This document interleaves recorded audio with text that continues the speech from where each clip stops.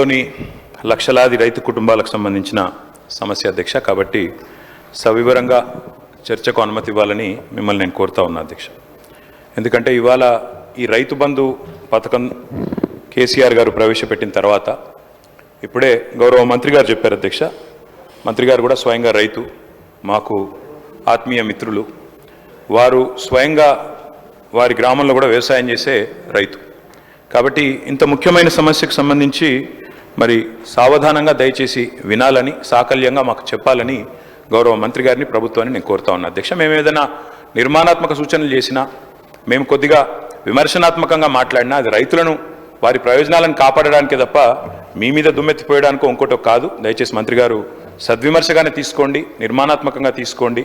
ఇంకా ఎన్నికలకు 4 ఏళ్ల సమయం ఉంది కాబట్టి ఇప్పటికిప్పుడు మనం ఇక్కడ బల ప్రదర్శన చేసి కూడా లాభం లేదనే మాట కూడా వారికి చెబుతూ అధ్యక్ష, ఇవాళ ముందుగా నేను మంత్రి గారికి ఒక విషయంలో వారు చెప్పినందుకు, ఒక వాస్తవం చెప్పినందుకు వారిని అభినందిస్తా ఉన్నా అధ్యక్ష. గత ప్రభుత్వం ఈ పథకాన్ని ప్రారంభించింది. 72,000 కోట్ల పైచిలకు, దాదాపు 73,000 కోట్ల రూపాయలు గత ప్రభుత్వం నుంచి మరి రైతుల ఖాతాల్లో జమ అయినాయి. అదే మాదిరిగా మరి మేము మా ప్రభుత్వం వచ్చిన తర్వాత ఒక దఫా మాత్రమే డబ్బులు ఇచ్చాము, 7,600 కోట్లు 2 పంటలకు గాను ఒకసారి ఇచ్చాము, వానాకాలం ఇవ్వలేదు అని చెబుతూ ఎట్లా మొత్తం 80,000 కోట్లు ఎట్లా ఇచ్చామని చెప్పారు. అందులోనే గౌరవ మంత్రి గారు ఒక మాట ఇక్కడ చెప్పారు అధ్యక్ష, ఏదో దుర్వినియోగం జరిగిపోయింది, 21,283 కోట్ల దుర్వినియోగం జరిగింది అన్నట్టుగా వారు ఒక ఖాతా ఇచ్చారు. దయచేసి మంత్రి గారు నేను కోరుతా ఉన్నా, మీరిచ్చిన 2వ పేజీ దయచేసి ఒకసారి చూడండి. అందులో మీరిచ్చిన దానిలోనే ఏం రాశారు అధ్యక్ష?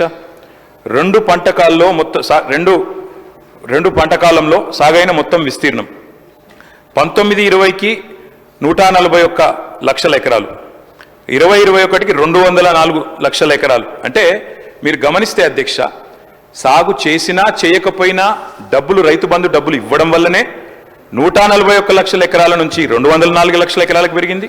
ఆ తర్వాత 212 లక్షల ఎకరాలకు పెరిగింది. ఆ తర్వాత మళ్ళీ 206, అంటే 2,06,00,000 ఎకరాలకు పెరగడానికి కారణం గౌరవ మంత్రి గారు. మేము సాగు విస్తీర్ణం పెరగాలన్న ఉద్దేశంతో ఇచ్చినాం కాబట్టే విస్తీర్ణం పెరిగింది అన్నమాట దయచేసి మీరిచ్చిన లెక్కల్లోనే ఉన్నది. అట్లాగే మంత్రి గారు మరి ఒక 2-3 విషయాలు చెప్పాలి. మీరు మాట్లాడిన తర్వాత మీ ఇష్టం అని చెప్పండి సార్. మంత్రి గారు ఒక 3 విషయాలు చెప్పాలి సార్. నేను అంటే ముందుగా ఈ ప్రశ్నలు అడిగి తర్వాత మిగతా సబ్జెక్టులోకి పోతాను సార్. ఎందుకంటే వారు ఇచ్చిన నోట్ ఇప్పుడే అందింది మాకు. ఇప్పుడే అందిన నోట్లో మాకు లేవనెత్తిన, మాకున్న సందేహాలు, మాకున్న అనుమానాలు ముందుగా చెప్పి మంత్రి గారు ROFR గురించి ప్రస్తావించింది అధ్యక్ష. గౌరవ పెద్దలు తెలంగాణ తొలి ముఖ్యమంత్రి కేసీఆర్ గారి నాయకత్వంలో ఆనాడు ROFR చట్టం కింద 4.5 లక్షల మంది గిరిజన బిడ్డలకు పోడు పట్టాలిచ్చిన ఘనత బీఆర్ఎస్ ప్రభుత్వాన్ని, ఘనత కేసీఆర్ గారి నాయకత్వాన్ని అధ్యక్ష. ROFR కింద ఇచ్చే పోడు పట్టాల విషయంలో ఇక్కడ చాలా మంది గిరిజన శాసనసభ్యులు కూడా ఉన్నారు అధ్యక్ష. చాలా మంది గిరిజన ప్రజలుండే నియోజకవర్గాల నుంచి వచ్చిన మిత్రులు, శాసనసభ్యులు కూడా ఉన్నారు. ఈ ROFR పట్టాలు గిరిజనుల చేతులు ఏవైతే ఉంటాయో అధ్యక్ష, అక్కడ కనా కష్టం మీద ఒక పంట మాత్రమే సాగు చేసే అవకాశం ఉంటుంది. ఎందుకంటే అక్కడ కాలువలు ఉండకపోవచ్చు, అక్కడ ఇతర సమస్యలు ఉండొచ్చు, మేజర్ కాలువలు ఉండకపోవచ్చు.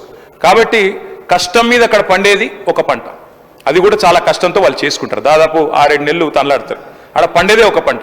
అంటే ఇప్పుడు మంత్రి గారు చెప్పిన లెక్క ప్రకారం ఈ గిరిజన బిడ్డలు ఎవరైతే మేము గతంలో పోడు భూముల పట్టాలు ఇచ్చినామో, ఎవరికైతే మేము 4.5 లక్షల ఎకరాలు పట్టా ఇచ్చినామో, వారికి మరి ఈ 2వ విడత వారు రైతు బంధు ఇవ్వరా? మంత్రి గారు దయచేసి తప్పకుండా గిరిజనుల తరపున అడుగుతా ఉన్నాం, సమాధానం చెప్పాలి. అదేవిధంగా అధ్యక్ష, మంత్రి గారికి తెలుసు వారు స్వయంగా రైతు. పత్తి అధ్యక్ష, కంది పత్తి అయితే దాదాపు 45 లక్షల ఎకరాలు పండుతుంది అధ్యక్ష తెలంగాణలో. మరి పత్తి 8 నెలల పంట, 8 నెలల పంట తర్వాత 2వ పంటకు అవకాశం కూడా ఉండదు.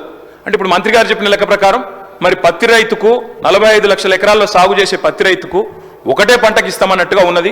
ఈ విషయంలో కూడా వారు మా సందేహం నివృత్తి చేయాలి. ఒకటే పంటకి ఇస్తారా, 2 పంటలకు ఇస్తారా? కంది కూడా సేమ్ అధ్యక్ష. మీ వికారాబాద్ జిల్లాలో కూడా కంది విస్తృతంగా పండిస్తారు, అది కూడా 7-8 నెలలు. అదే నన్ను చెప్పనండి మంత్రి గారితో విజ్ఞప్తి. ఇంకో రకంగా వెళ్ళొద్దు. ఇది కేవలం మేమేమీ చెప్పలేదు, గత ప్రభుత్వంలో జరిగినటువంటి విధి విధానాలను మేము ముందుంచాము. మీరు ఏది చెబితే దాన్ని అమలు చేయాలనే ఆలోచన తప్పితే ఆ పంటకి ఎంత ఇస్తారా, దీనికి ఎంత ఇస్తారు అనేది మేము నిర్ణయమే చేయలేదు. మీ సూచనల తర్వాతనే నిర్ణయించబడుద్ది. కాబట్టి మేము ఇంతవరకు ఈ ప్రభుత్వం రైతు భరోసా మీద నిర్ణయించలేదు. కాబట్టి మా నిర్ణయాలు అందులో ఏమీ లేవు. కాబట్టి మా మీద దేన్ని కూడా మీరు రుద్దొద్దు అని చెప్పి గౌరవ సభ్యులకి మనవి చేస్తాం. ఏం చేయాలో, ఎట్లా చేయాలో, పత్తికి ఏం చేయాలో, చెరుకు ఏం చేయాలో మీరు చెప్పండి. దాని ప్రకారంగా ప్రభుత్వం భవిష్యత్తులో నిర్ణయిస్తుందని చెప్తున్నాం. అధ్యక్ష, ఒకవేళ కోసే ప్రయత్నమే లేకపోతే అటు రైతు బంధు పథకానికి కోతలు పెట్టే ఉద్దేశం లేకపోతే వారు పీఎం కిసాన్ గురించి చెప్పరు అధ్యక్ష. పీఎం కిసాన్ లెక్కలు నా దగ్గర ఉన్నాయి. పీఎం కిసానే ప్రామాణికంగా తీసుకుంటే అధ్యక్ష దాదాపు 25% మంది రైతులకే వస్తుంది తెలంగాణలో. ఇప్పుడు వస్తున్న రైతుల్లో 25% మందికి వర్తిస్తుంది. ఒకవేళ పీఎం కిసాన్ మార్గదర్శకమే మీకు మార్గదర్శకం అయితే, మంత్రి గారి స్టేట్మెంట్లోనే పీఎం కిసాన్ గురించి చెప్పినారు కాబట్టి పీఎం కిసాన్ అనేది చెప్పాము. ఈమంటే ఇస్తాం, ఈమంటే ఇస్తాం, ఇమ్మంటారా వద్దంటారా మీ ఇష్టం అంటున్నా. మేము అది కోత ఇస్తాము, కోతలు విధిస్తామని మేము అందుట్లో చెప్పామా? మరి మాకు అర్థం కాదు ఏంటంటే యథాతథంగా ఉన్నదున్నట్టు ఇచ్చినందుకు చర్చ ఎందుకు సార్? మరి యథాతథంగా రైతు బంధు ఉన్నదున్నట్టు ఇస్తే, యథాతథంగా ఉన్నదున్నట్టు ఇస్తాం, మేము కోతలు పెట్టాము అనుకుంటే చర్చ ఎందుకు? ఇంకా యథాతథంగా ఇవ్వచ్చు, 15,000 ఇవ్వచ్చు. ప్రజాభిప్రాయం ప్రకారంగా, మీ అభిప్రాయం ప్రకారంగా విధి విధానాలు నిర్ణయించబడతాయి. మీరు యథావిధిగానే ఈమని చెప్తే చెప్పండి, మేము అభ్యంతరం చెప్పట్లేదు. అధ్యక్ష, ఇంకొక 2 అనుమానాలు మంత్రి గారి స్టేట్మెంట్ నుంచి ముందు అవి చెప్తాను అధ్యక్ష, తర్వాత నా సబ్జెక్ట్లోకి వస్తా అధ్యక్ష. అధ్యక్ష, వారు చెప్పారు పత్తి 8 నెలల పంట, కంది 8 నెలల పంట, మరి ఒక పంటకి ఇస్తారా 2 పంటలకు ఇస్తారా? మంత్రి గారు తమ సమాధానంలో ప్రభుత్వ విధానం ఏందో చెప్పాలి. ఆర్ఓఎఫ్ఆర్ అంటే అల్టిమేట్గా మరి చర్చ జరిగిన తర్వాత ప్రభుత్వం నిర్ణయం చెప్పాలి కదా, లేకపోతే ఎందుకు చర్చ? చర్చ జరిగిన తర్వాత ప్రభుత్వం నిర్ణయం చెప్పకపోతే ఎందుకు అధ్యక్ష చర్చ? మరి ఊరికే మనం టైంపాస్కి అయితే చర్చ చేయం కదా. దయచేసి మంత్రి గారు నేను కోరేది, అదేవిధంగా మంత్రి గారు స్వయంగా ఖమ్మం జిల్లా, ఇప్పుడు కొత్తగూడెం భద్రాద్రి జిల్లాలో వారి సొంత ఊరు ఉంటుంది అధ్యక్ష. అక్కడ పామాయిల్ పంటను విపరీతంగా గత ప్రభుత్వం కూడా ప్రోత్సహించింది.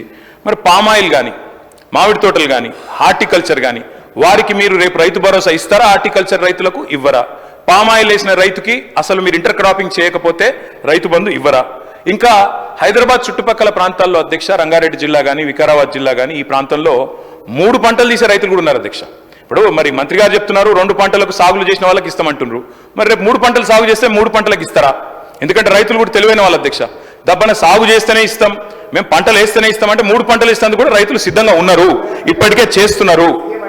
ముఖ్యమంత్రి గారు కూడా గతంలో ఆనాడు ప్రతిపక్ష నాయకుడిగా 2 పంటలకు ఎందుకు ఇస్తారు, 3వ పంటకు ఎందుకు ఇయ్యారు, బరాబర్ ఇయ్యాల్సిందే అని కూడా మాట్లాడినారు.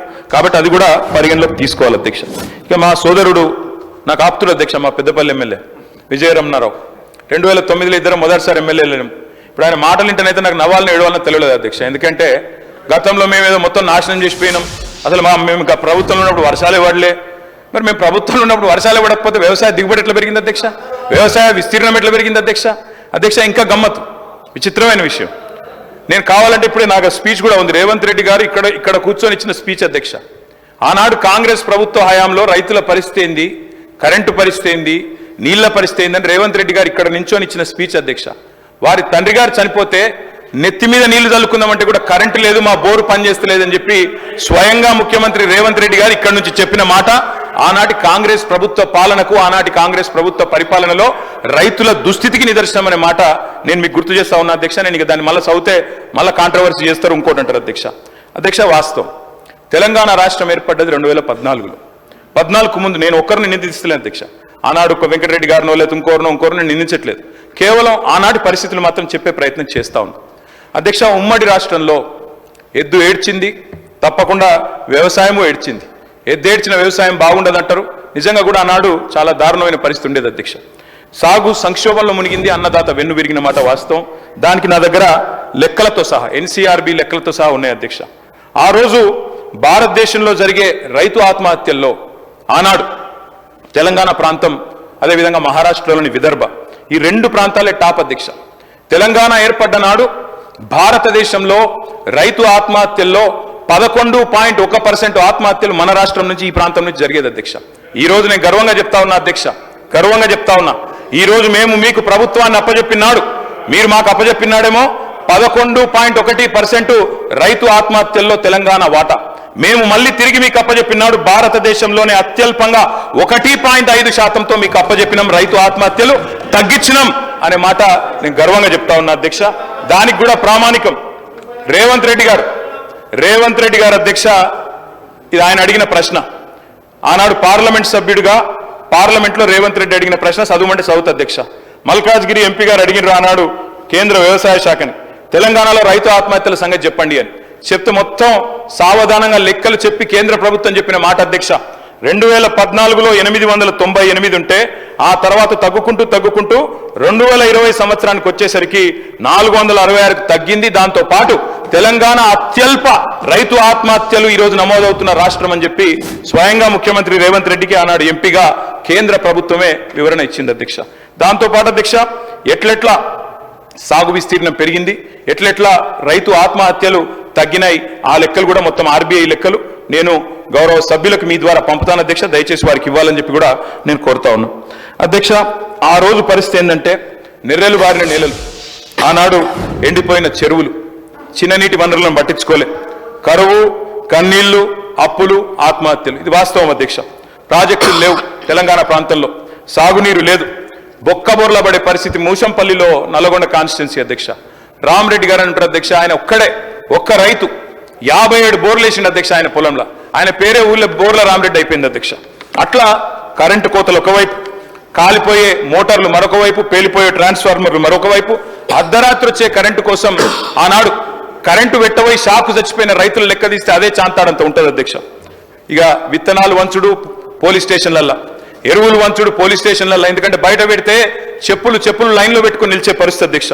ఇట్లా చెప్పరాని తిప్పలతో ఆనాడు ఉమ్మడి ఆంధ్రప్రదేశ్లో రైతన్న గోసపడ్డాడు అధ్యక్ష. గోరేటెంకన్న గారు అధ్యక్ష ఈరోజు మన ఎమ్మెల్సీ, ప్రజా కవి, వారి మాటలు చెప్పాలంటే అధ్యక్ష, సేతానం ఏడుందిరా తెలంగాణ శైలన్ని బీల్లాయరా అని చెప్పి ఒక కవి, ప్రజా కవి తన రైతు ఆవేదనను రైతు బిడ్డగా చెప్పే పరిస్థితి చేసినాడు అధ్యక్ష. అధ్యక్ష చేను గట్ల మీద స్వయంగా ఆత్మహత్యలు మనం చూసినాం అధ్యక్ష గతంలో ఉమ్మడి ఆంధ్రప్రదేశ్లో. ఆనాడు ఆత్మహత్యలకే కేర్ ఆఫ్ అడ్రస్ గా మారిపోయిన పరిస్థితి మా విప్ గారు లేచినారు అధ్యక్ష. వారికి కూడా నేను గుర్తు చేస్తా ఉన్నా. మా సిరిసిల్ల జిల్లాలో వెంకటాపూర్ అనే గ్రామం ఉంటుంది అధ్యక్ష.